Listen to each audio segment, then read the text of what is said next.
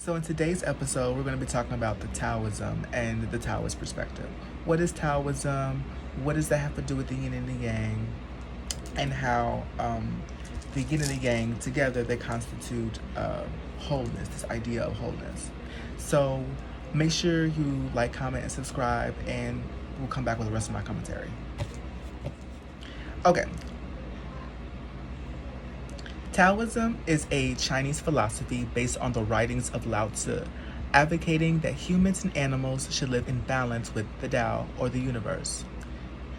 Taoists understand the universe is in constant change, energy. Think of this, the symbol of the Tao and constant motion. That constant motion is called Qi. Wu Wei is non-action, not forcing, and learning to accept things as they are. The Tao.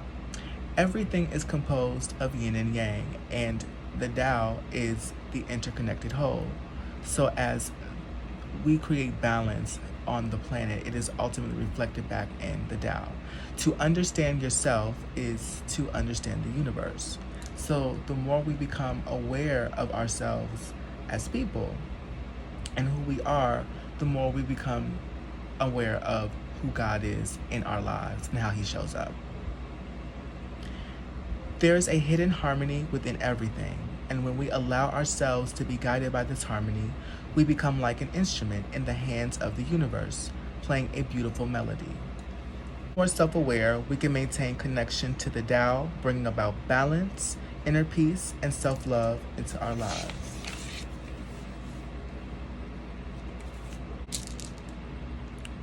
All information whatsoever can be translated in terms of yin and yang. Alan Watts. The Tao is composed of two opposing forces called yin and yang, the two ingredients that create a state of equilibrium. Yin is characterized by gentleness, lightness, and grace. It is a passive force. Yang is characterized by strength, vigor, and power. It is an active force. The active component is associated with light, and the passive component is associated with dark. Here is a chart of yin and yang components and how they correspond to each other. So yang, for example, masculine is yang, feminine is yin. Light is yang, dark is yin. Hard is yang, soft is yin. Velocity is yang, passivity is yin.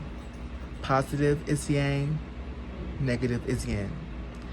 The dark and the light component only describes the relationship between the two opposing forces. Although the feminine is associated with darkness, it doesn't mean evil, rather the receptiveness of the yin.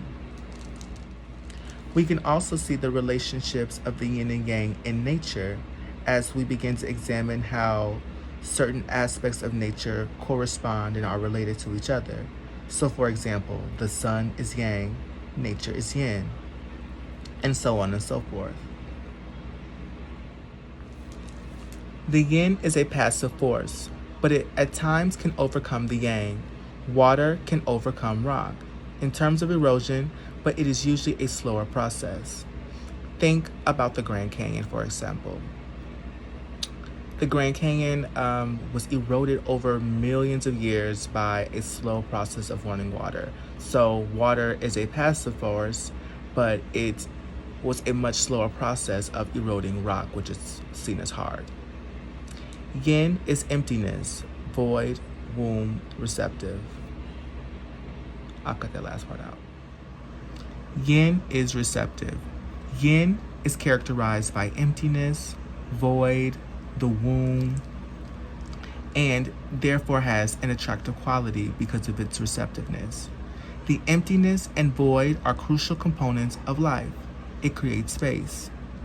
Flowers are yin because they attract pollinators.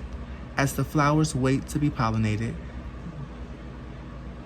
also, in and of themselves, flowers have both masculine and feminine components, which we will discuss in another video. A woman who sits in her divine femininity, for example, would attract a man who approaches her in his divine masculinity. where that wholeness is love, because love makes one whole.